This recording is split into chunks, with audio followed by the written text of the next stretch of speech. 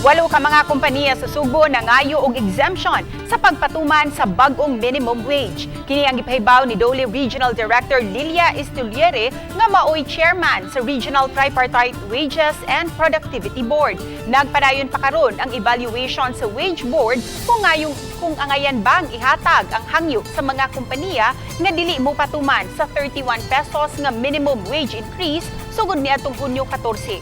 Tungod niini, nahimo na karong 435 pesos ang inadlaw nga suhulan alang sa mga mamumuo sa pribadong sektor ubo sa Class A cities ug mga lungsod kun sa mga dapit ubo sa expanded Metro Cebu. Kung katugtan kini, dili sila mohatag sa bag-ong minimum wage sa Central Visayas.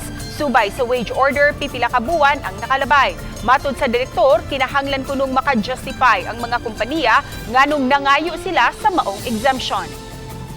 Qualify are those affected by audit and those already that have 20% capital deficiency.